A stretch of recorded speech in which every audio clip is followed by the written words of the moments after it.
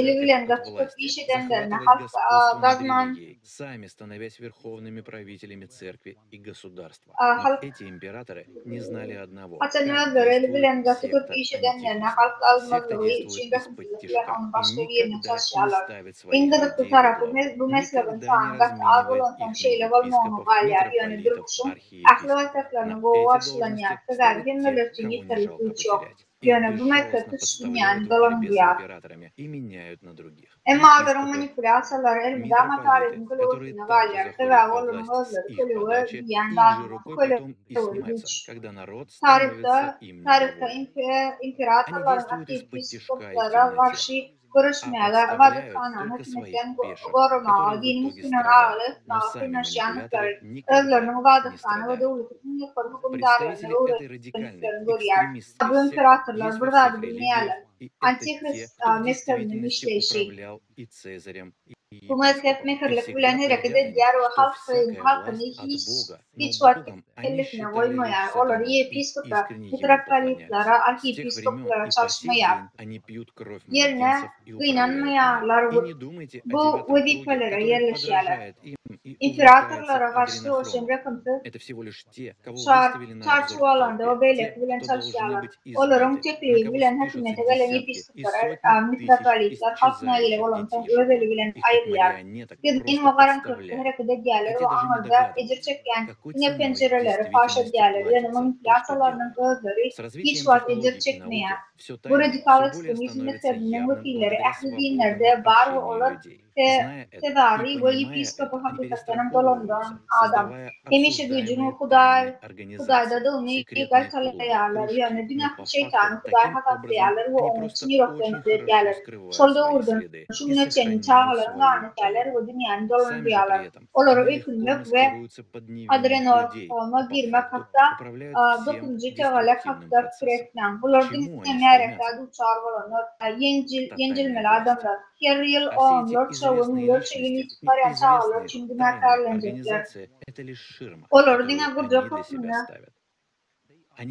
kuracak hükümüne çalışıyorlar. Hatta ediyen işler için hayatı ve hantılayanlıklarını düşünüyorlar.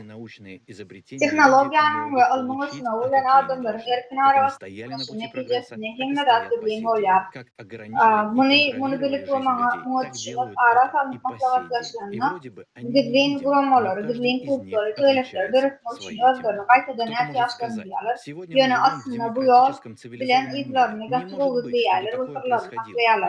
Şol vakti özlerini bir buna adamlarından taktiklerini diyorlar. Yani aslında aklı veren edici prosesi gödevçülüğü diyorlar. Ne için çalışıyorlar? Olur neme çalışıyorlar, neme etik oluyorlar, umum gücü olmalı. Bu tanıma şahsiyetlerin ve belli gizli durumların hem meselin öldür için boylan ekran. Olur hem yerde, ahli dinlerde, ateistlerin arasında ve alımda hem yerde badır olur. Adamların kaysal oylak takışları alıp bileceklerini ve hemen almalı değerlerini son karar veriyorlar. Özü yoluna dronlarını şuna çenli duruyorlar. Adamların durmuşunu nedir çaklendirler ve dolanırdılar. Şunun içinden şunu çenli diyorlar.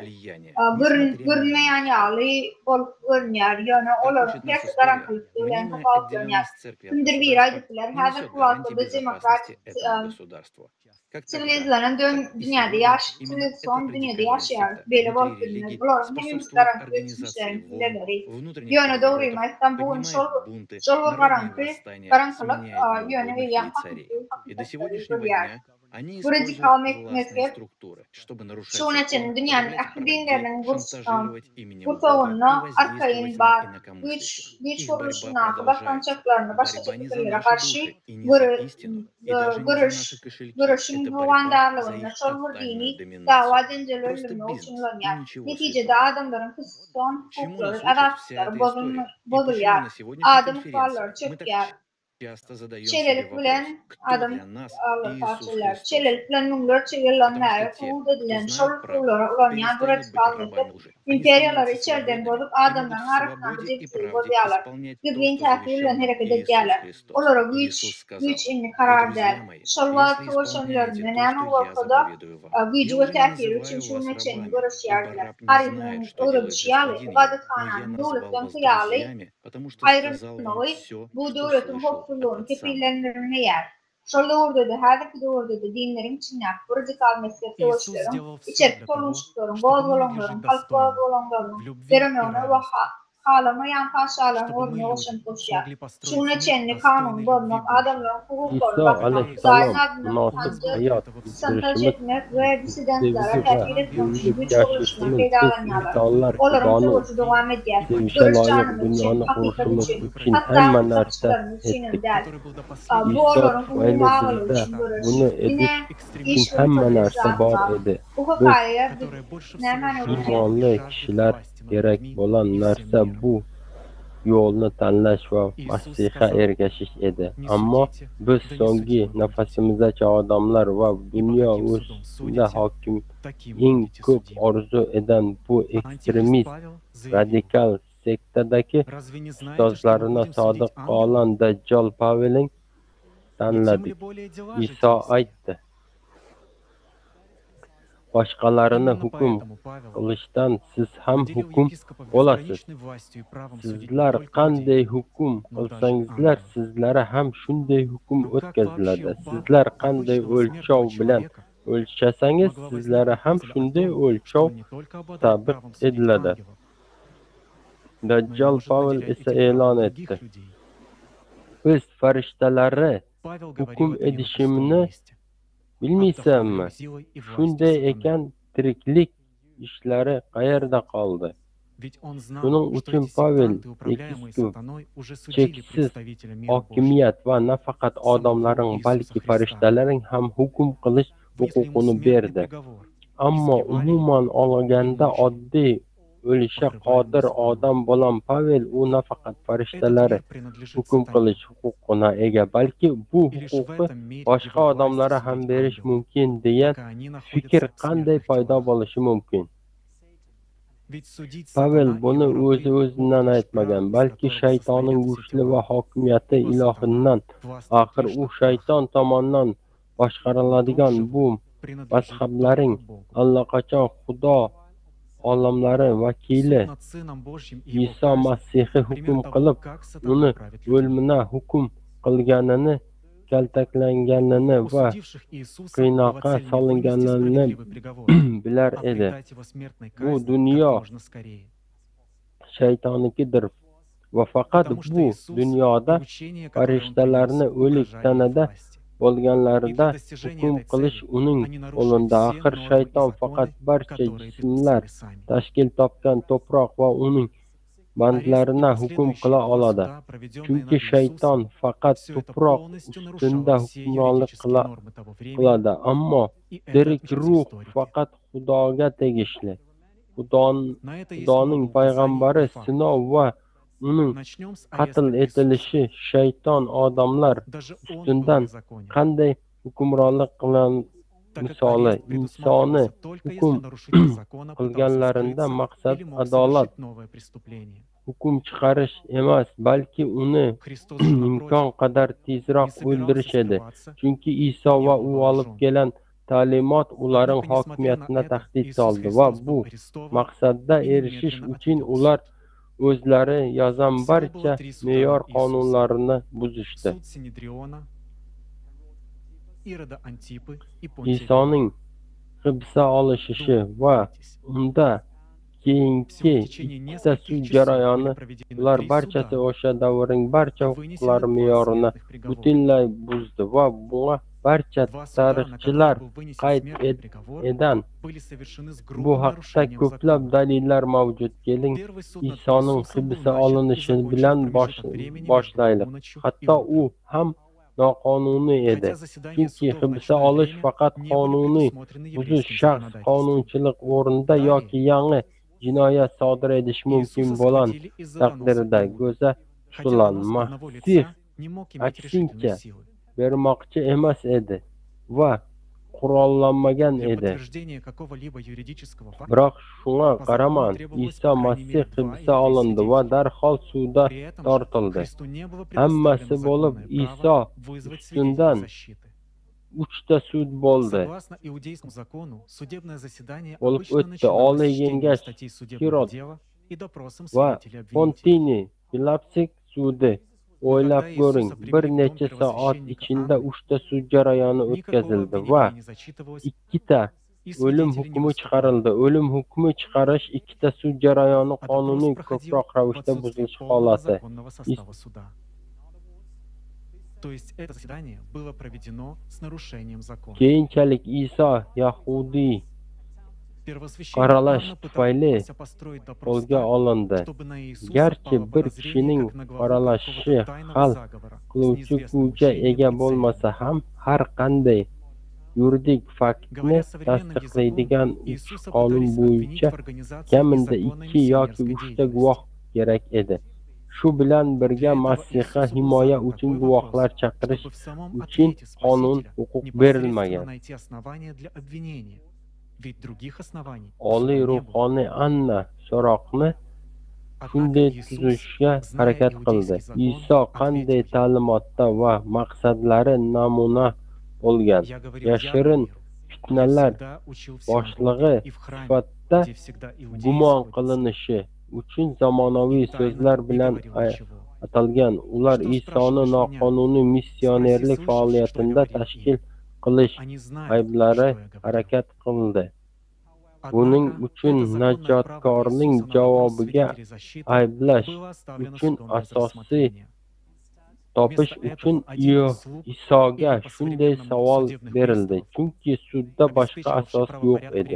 Biroq Iso Yahudiy qonuniga ko'ra holda unga javob berdi.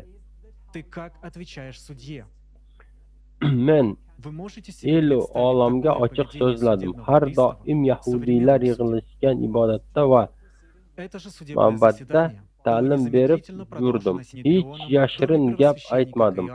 Nega meni so'roq qilyapsan? Mening nutqlarimni eshitganlardan so'rab biling.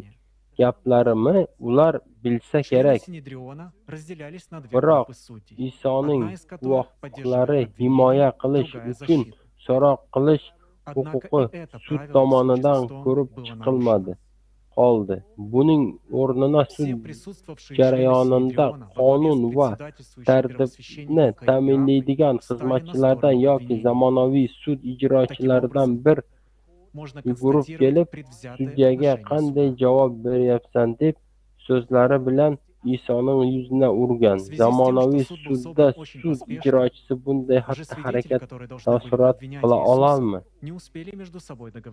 Xuddi shu sud majlisini o'sha kechadayoq Oliy Kengash Oliy ruhoniy Kayafaya o'yinda davom ettirishdi.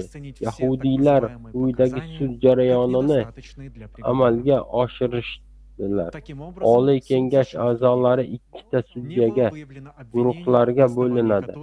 Ulardan bir ayblovchi qo'yadi, quvvatlaydi. Ikkinchisi himoyani. Biroq bu qoida ham Masihning holatida buzilgan. Oliy ruhoniy Kayfa boshliqdagi Oliy Kengash barcha a'zolari ayblov taraf oldlarini shunday qilib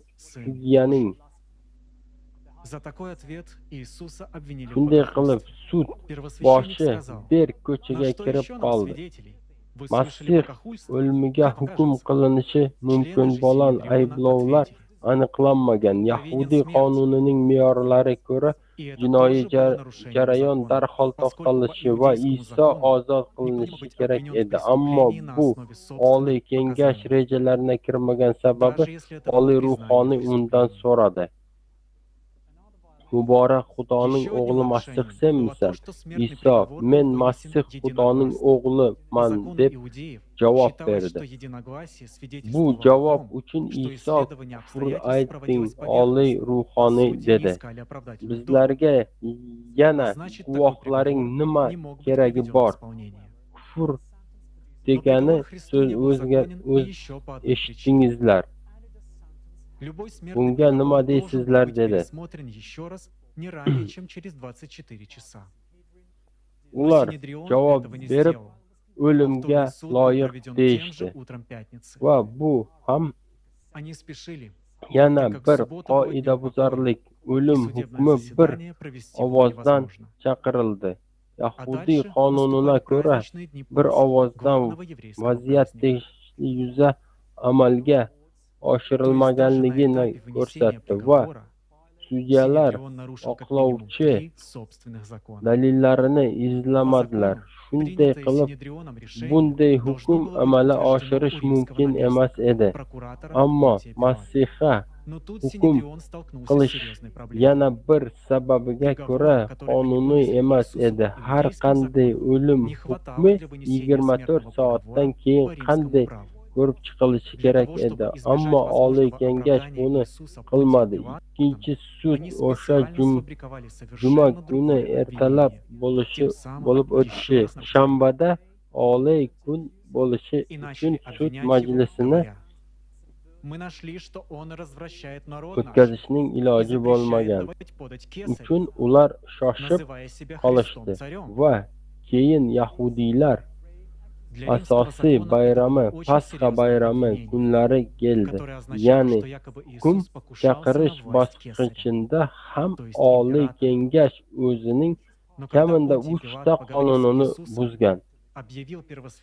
Qonunga ko'ra Oliy Kengash qabul qilgan qarori Rim gubernatori prokurori Pontiniy Pilat tasdiqlashi kerak edi. Ammo bu yerda Oliy Kengash jiddiy muammo duch keldi. Ular Yahudiy qonunlari ostida Isoga chiqaran hukm Rim qonuni bo'yicha o'lima hukm chiqarish uchun yetarli emas edi. Pontiniy Pilat tomonidan Isoning orqalanish yo'q bo'lmaslik uchun ular ataylab butunlay boshqacha ayblovlar uydirdilar va shu bilan yana bir qonunni buzdilar. Ular ayblovni boshqalab, biz bu odam xalqimizni yo'ldan ozdirayotganini aniqladik. U Qaysarga soliq to'lashni man etib, o'zini o'zi Masih, ya'ni podshoh deb aytmoqda dedilar. Rim huquqi uchun bu juda jiddiy ayblov edi. Ya'ni Iso go'yoki Qaysarning, ya'ni imperatorning hokimiyatiga tajovuz qilgan. Ammo Pontiy Pilat Iso bilan gaplashib, oliy ruhoniyga bu odamda hech qanday ayb topolmaganini e'lon qilgani, ular prokurorga bosim o'tkazgani boshlandi.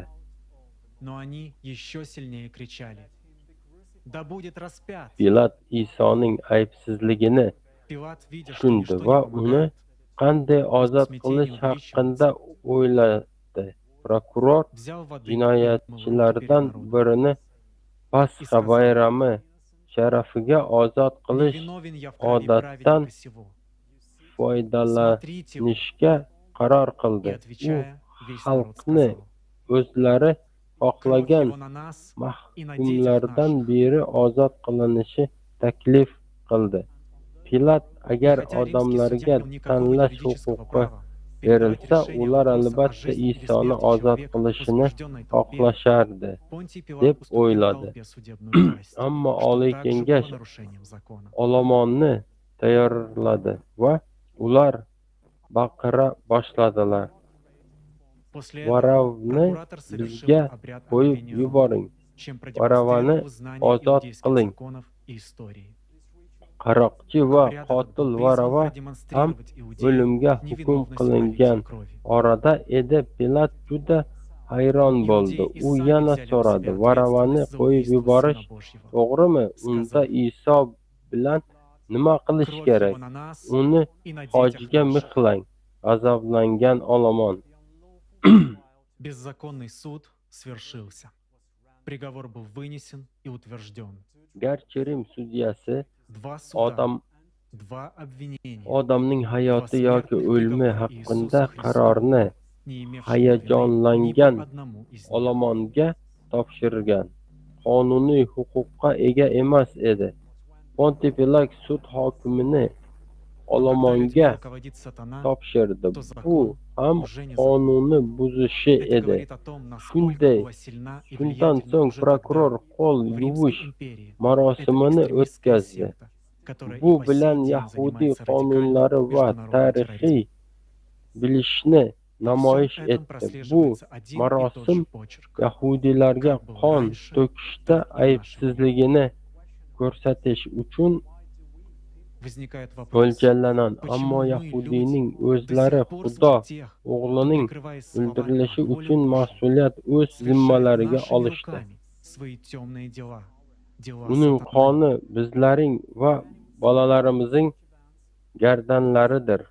Многие бы сказали, что сегодня Qonunsiz это было бы hukm невозможно. tugadi. Вы ошибаетесь. Hukm qabul Когда в qilindi дело вступает сатана, va все происходит tasdiqlandi. точно так же, Ikki как sud, и 2000 ikkita лет назад. ayblov, ikkita o'lim hukm. Разве сейчас Garchi судьи не Iso нарушают Masih законы, ularning hech создавая biriga угрозу жизни людей, aybdor emas edi. принимая решения под влиянием этой секты последователей Антихриста? Ko'pchilik bugungi kunda bu mumkin emasligini aytishadi. Siz adashyapsiz. Shayton ishiga kirganida ham nima narsa 2000 yil oldin bo'lgan kabi sodir bo'ladi.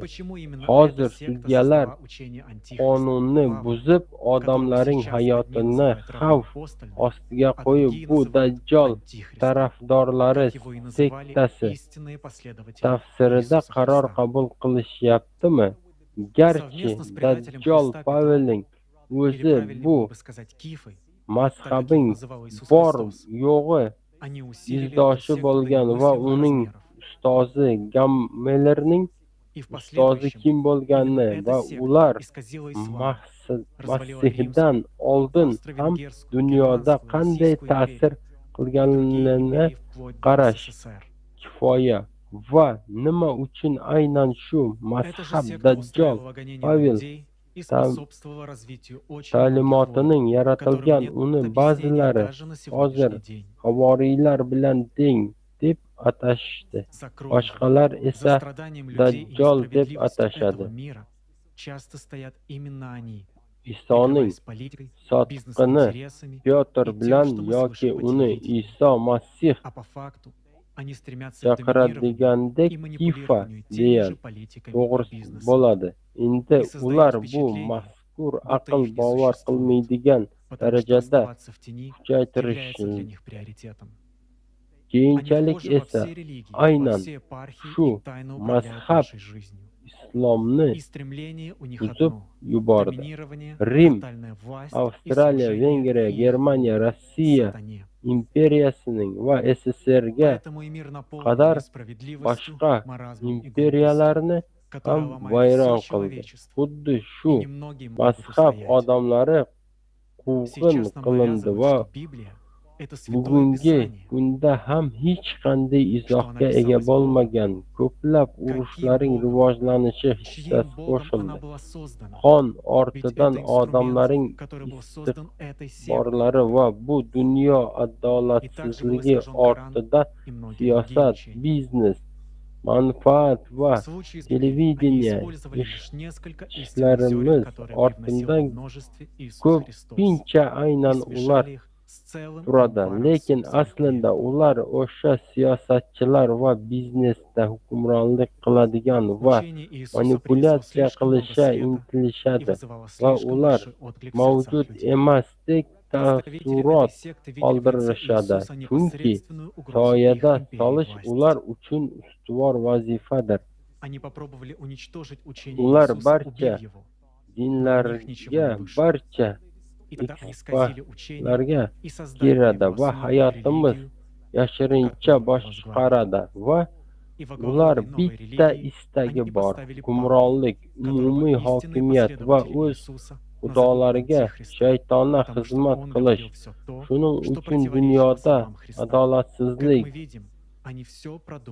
jinnilik va ahmoqlik bilan to'lib tashan bu butun insoniyat buzadi va bunga faqat ozchilik qarshilik ko'rsatishi mumkin. Hozir biz Bibliya muqaddas mantiq etadigan Xudo tomonidan yozilganini aytishadi.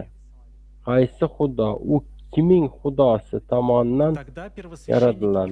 Axir bu mana shu mazhab tomonidan yaradilan vosita Qur'on va boshqa ko'plab ta'limotlar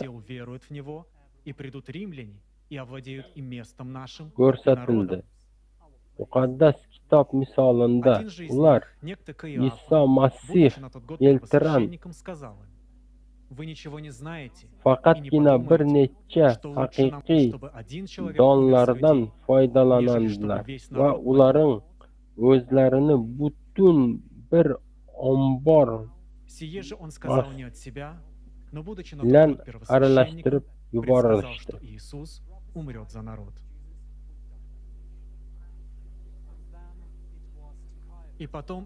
Ohannosh xabarda Oliy ruhoniy Kayafaning Isoning xalq uchun o'lishi bashorat qilingan tasvirini, ammo aslida u Isoga oldindan chiqarilgan hukmi aytdi.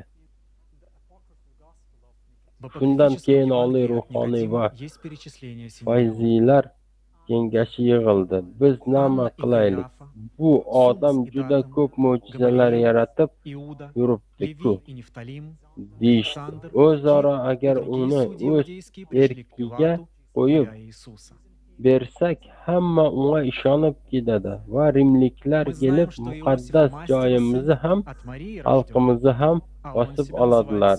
Ulardan biri shu yil bosh oliy ruhoniy bo'lgan Kafaya söz oldi. Sizlar hech narsa bilmaysizlar. Butun millat halok bo'ladigan ko'ra bitta kishi xalq uchun o'lishi biz uchun yaxshiroq ekanini o'ylamadingizlarmi? Bu so'zlar undan o'zicha chiqmagan edi. U shu yil bosh oliy ruhoniy sifatida qaromat qilib Iso xalq uchun o'lishini oldindan aytgan edi.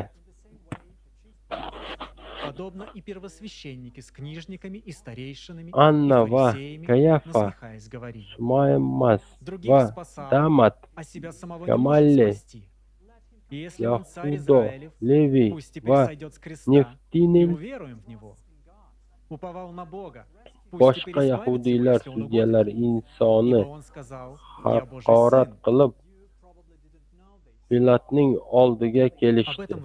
Biz bilamizki, ustoz Yusuf o'g'li Maryamdan tug'ilgan. U esa o'zini Xudoning o'g'li va shoh deb atadi. Va nafaqat bu, balki shanba kuni ham harom qilyapti va ota-bobolarimizning qonunlarini buzishni xohlayapti. Oliy ruhoniylar, ulamolar va oqsoqollar ham barchasini bunga qo'shilishib uni masxaralay ketdilar. Boshqalarini kutdilar, o'zini esa qutqara olmadi. Agar u Isroilning podshohi bo'lsa, endi hojdan tushib ko'rsin, shunda biz unga ishonamiz. U Xudoga ishonadi-ku. Agar u Xudoning azizi bo'lsa, hozir qutqarib olsinchi, chunki u men Xudoning o'g'liman degan.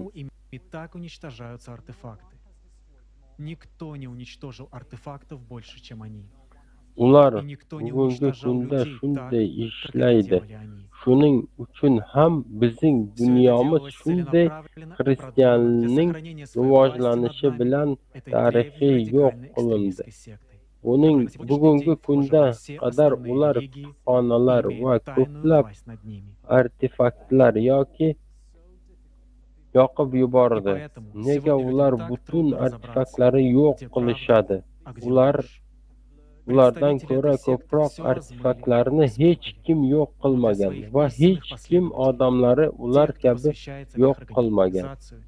есть четкое понимание Bularning всего barchasi происходящего. bugungi kunda barcha asosiy dinlarning bir Истина qismi всегда bo'lan лежит на va виду, ularning но ustidan для нас yashirin ее всегда hokimiyat толкуют ega bo'lan по-другому, bu представляется в совершенно qadimiy другом свете. radikal Лишь ekstremistik последователи и oqim члены этой tomonidan секты, biz лишь они знают, ustimizda что o'z происходит на самом hokimiyatini деле. saqlab Но qolish все uchun тайное maqsadli становится va явным, как сказал o'ylagan Иисус holda Христос, qilingan особенно в последние времена. va shuning uchun ham bugungi kunda odamlar Сегодня во время uchun nima всеобщего haqiqat катарсиса va nima мы, как yolg'on человечество, ekanligini должны знать, от aniqlash какой juda темноты qiyin. и от каких Bu теней должны избавиться, mazhab чтобы воцарился vakillari в нашем hamma мире narsani свет любви Божьей loyiqlab va на миллиарды лет. aralashtirib yuborishdi, И ammo из-за чего ularning мы haqiqiy будем уничтожены izdoshlari, климатическим ularning заговором, и на tashkiloti нашей цивилизации yeran будет sodir поставлен bo'layotgan окончательный hamma точка. narsalar aniq tushunarlidir.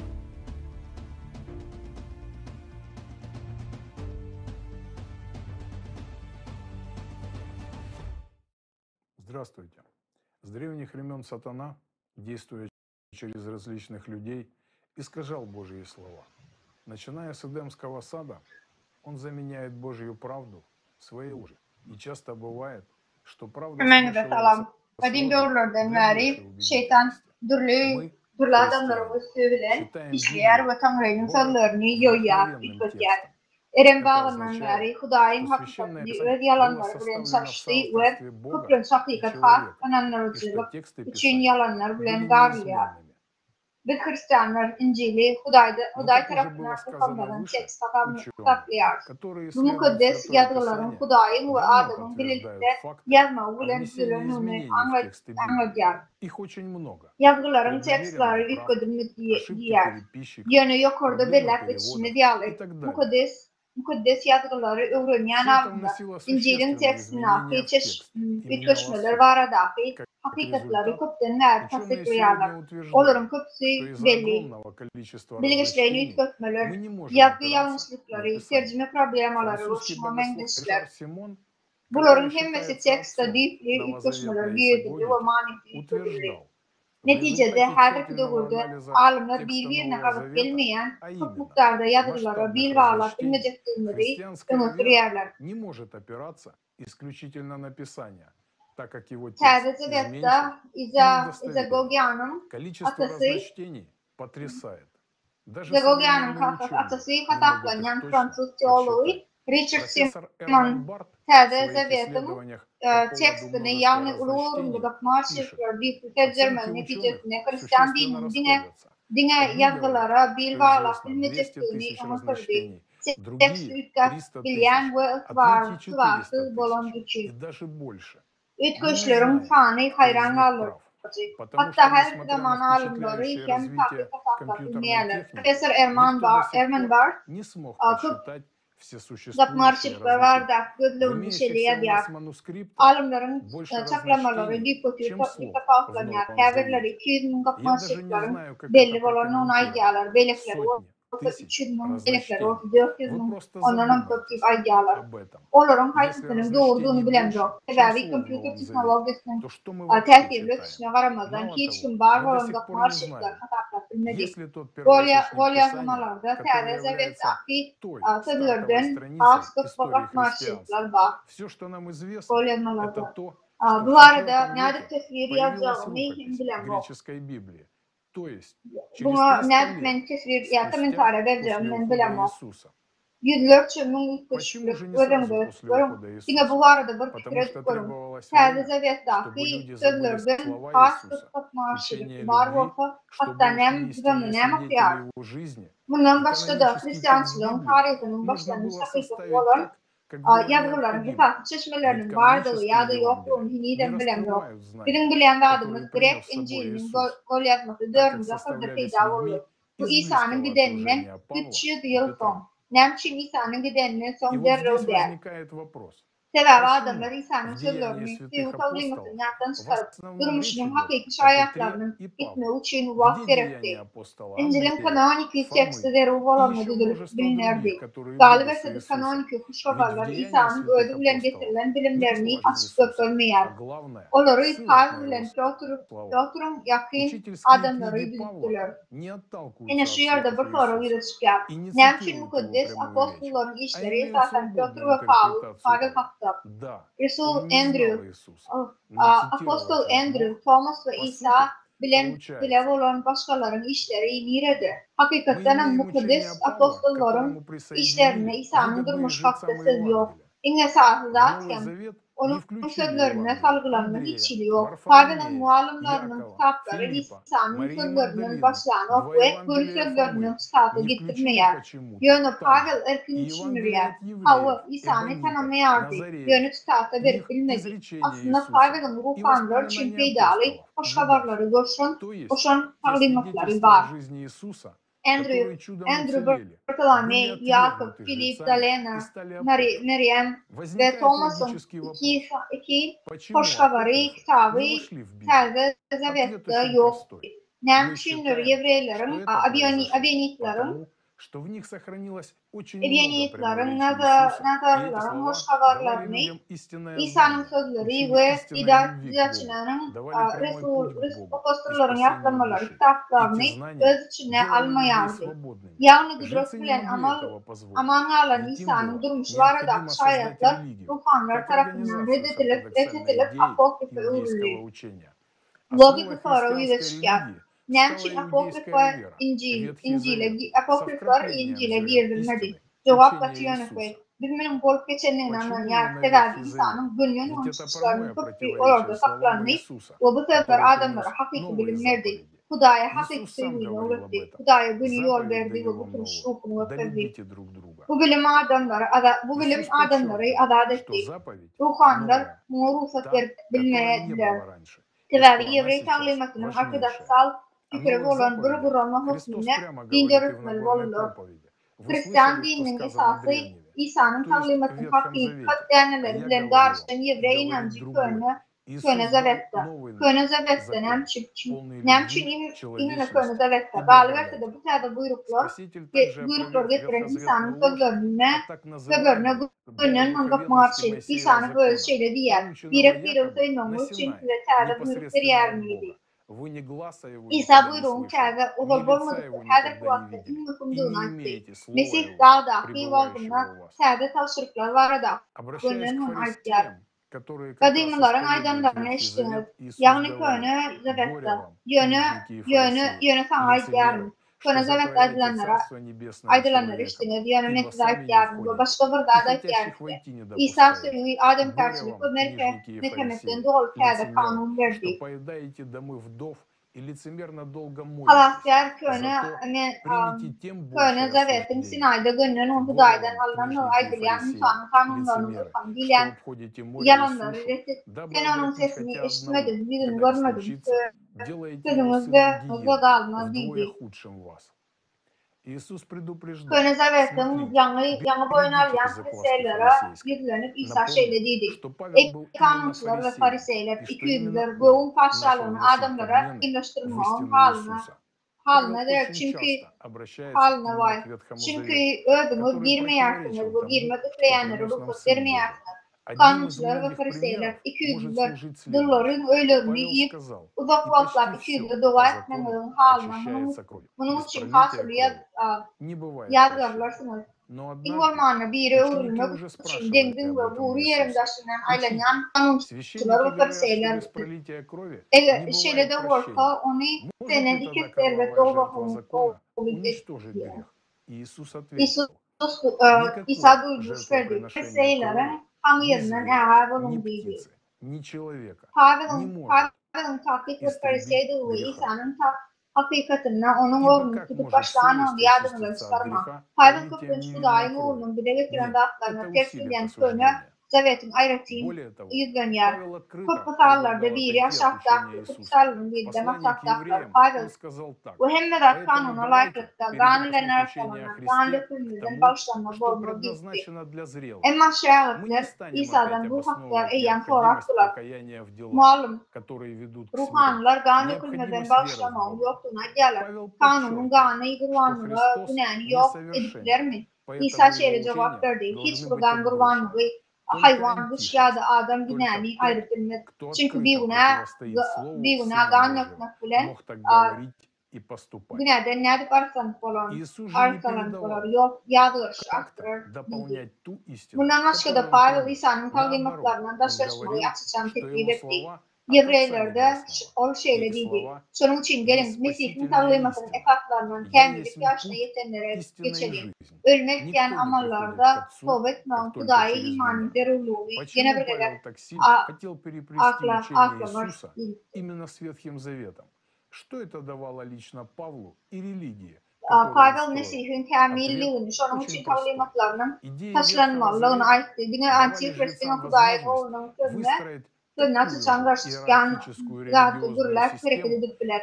İsa getiren hakikatinin üstünü yetirmek için hiç talimat vermedi. Tersine köklerinin gökteki atadan gelen bu köklerin hakikati halak edeceğini anlattı. Men yol hakikat ve yaşayış, menden başka hiç kim atanın yanına bilmediydi. Nem için Pavel İsa'nın talimatına Köne Zavet bilen birleştirmek isteyerdi. Bu Pavel ve Kur'an dinini şahsiyetine verdi. Cevaptaki yönü Köne Zavet'in ideyalar ruhanlara İsrail'le iyen Kur'an şolbur eğer iki din uygun vurma mümkünçülük verdi. Köne Zavet'te Pavl'a ve ruhanlara İsa'nın hakik talimatları bilen azad edilen adamların üstünlüğünü hüküm kırmağa mümkünçülük verdi. Köne Zavet'te münahili, Köne Zavet münahili konu ettiler. Köne Zavet'in etatlarını o düşünmeye konu eder. İncil'i öğrenen Benedict Spinoza miladiyyinden 1444. yılda Yevrey ruhanlarının vardığını bildi. Babilonya esirliğinden galip gelenden son bir de Pentateuch Köne Zavet'in ikinci beş kitabının adının uğraştırmak başkaca aydınlanmış olarak kanunu adı bilinen ruhanlar kodeksini düzülür.